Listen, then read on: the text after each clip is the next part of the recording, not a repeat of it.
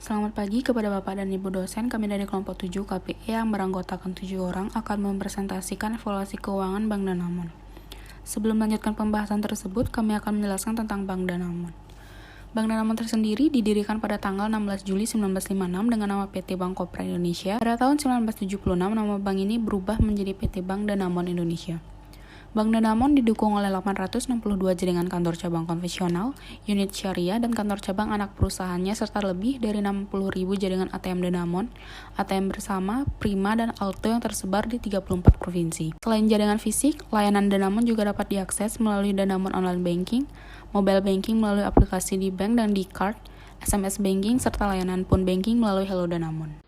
Ini adalah laporan keuangan Bank Danamon. Bisa kita lihat di tabel sebelah kiri, itu adalah perhitungan rasio keuangan untuk laporan perhitungan tersebut.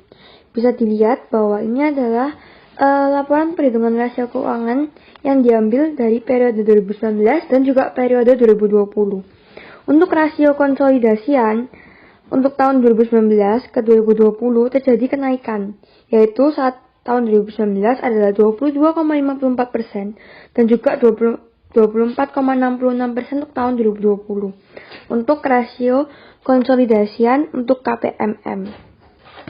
Dan juga untuk rasio kinerja dari bank tersebut, untuk KPMM terjadi kenaikan dari tahun 2019 adalah 23,04% dan juga untuk tahun 2020 adalah 25,93%.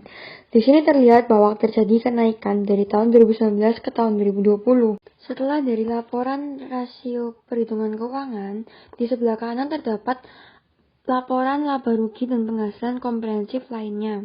Yang pertama adalah pendapatan dan beban operasional dari penyaluran dana. Untuk pendapatan dari penyaluran dana ini terdiri dari pendapatan dari piutang, bagi hasil, pendapatan sewa, dan pendapat lainnya. Untuk pendapatan dari piutang dan bagi hasil terjadi kenaikan dari tahun 2019 ke 2020. Tapi untuk pendapatan sewa dan lainnya terjadi penurunan dari tahun 2019 ke tahun 2020. Dan di tabel tersebut, total laba komprehensif periode berjalan itu terjadi penurunan dari tahun 2019 ke tahun 2020. Nah, total laba ini adalah total dari pendapatan dari beban operasional dari penyaluran dana, setelah itu selain penyaluran dana, dan juga pendapatan dan beban non-operasional, dan juga penghasilan komprehensif lainnya. Maka dari itu terjadi penurunan dari tahun 2019 ke tahun 2020. Untuk laporan ketiga adalah laporan posisi keuangan, yaitu yang terdiri dari aset, liabilitas, dan juga ekuitas. Untuk total aset pada individual tahun 2019 adalah 169.980.944 rupiah, dan juga untuk tahun 2020 pada bulan 30 September yaitu 175.817.715 rupiah. Di sini terlihat bahwa terjadi kenaikan dari tahun 2019 dan juga tahun 2020 untuk individual. Dan juga untuk konsolidasian terjadi kenaikan juga, yaitu pada tahun 2019 terjadi 193.533.970 rupiah.